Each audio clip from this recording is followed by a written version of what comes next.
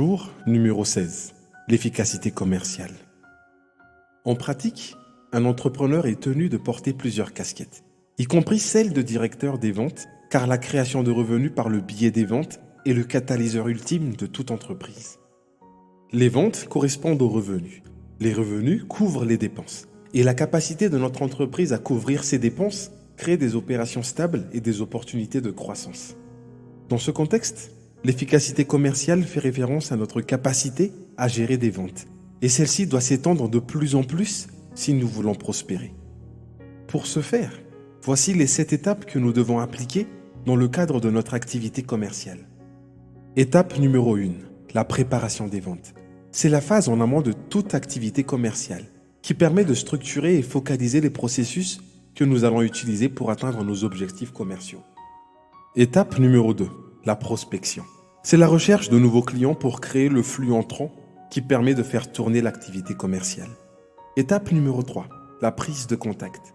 C'est notre approche pour retenir l'attention de nos prospects et garantir une démarche efficace. Étape numéro 4, la découverte. C'est l'identification et le recueil d'informations sur notre interlocuteur, qui permet de créer un argumentaire efficace et de déclencher la vente au moment opportun. Étape numéro 5, l'argumentaire de vente. C'est le discours qui permet de démontrer à notre interlocuteur en quoi notre produit ou service répond à ses besoins. Étape numéro 6, le traitement des objections. C'est l'étape qui permet d'apporter des réponses claires et précises aux questions et préoccupations de notre interlocuteur. Étape numéro 7, le closing, ou bien conclusion de vente.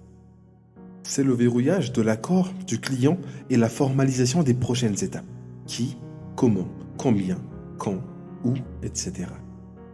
Et gardons à l'esprit que même si nous avons un processus bien rodé, nous avons toujours besoin de la grâce et la faveur de Dieu pour porter nos efforts. Et, pour chacune de ces étapes, le Saint-Esprit peut nous remplir de sa créativité pour faire la différence et assurer l'efficacité de notre approche. Aujourd'hui, laissez Dieu souffler sur votre activité commerciale. Qu'est-ce que Dieu vous inspire aujourd'hui pour optimiser votre activité commerciale? Prions ensemble. Jésus, je loue ton nom saint et glorieux, car tu es celui qui détient les clés de David.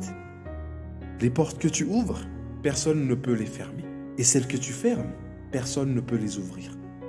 Je te remercie pour toutes les portes que tu as ouvertes jusqu'à présent et les opportunités commerciales qui sont en cours. Seigneur, je dépose tout à tes pieds demandant ton regard et ton conseil sur cette activité. Je te demande pardon pour toutes les fois où j'ai utilisé des balances faussées ou altéré la vérité pour déclencher une opportunité. Et je me repens pour les compromis en désaccord avec tes principes que j'ai accepté de faire pour signer un contrat. J'ai confiance en toi.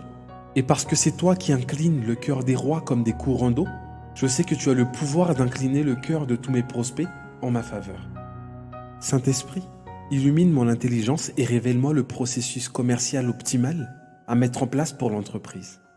Montre-moi comment structurer et affiner toutes les étapes et quels sont les outils à créer pour systématiser nos actions. Aide-moi également à me discipliner pour investir le temps et l'argent nécessaires au développement de l'activité commerciale et là où j'ai besoin de ressources humaines et matérielles.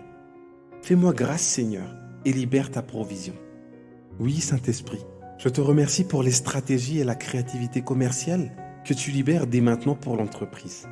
Je déclare que toutes les personnes divines assignées pour travailler à l'exécution et au succès de cette stratégie me localisent et prennent leur poste dans les temps.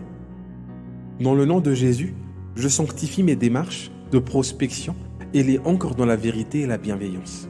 Je révoque tout esprit de mensonge, de tromperie, de fourberie, de malice, d'hypocrisie, de suspicion, de vice, de séduction, de manipulation et de cupidité qui tenteraient de nous influencer, moi et mes employés, dans le cadre de nos actions.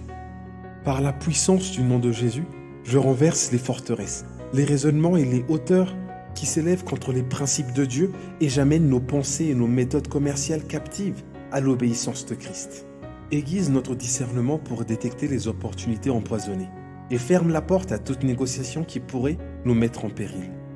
Je positionne notre activité sur le chemin de la vérité et la droiture et je déclare que nous marchons sur les sentiers de la justice. Père, que ta grâce toute-puissante couvre chacune de nos activités commerciales pour les transformer en contrats durables. J'ai foi en toi et je sais que tu pourvoiras toujours pour nous financièrement. Alors que tu fermes ou que tu ouvres, c'est avec foi et joie que nous glorifions ton nom, car je sais que tu es celui qui a le dernier mot et que ta volonté est bonne, agréable et parfaite. Dans le nom de Jésus, Amen.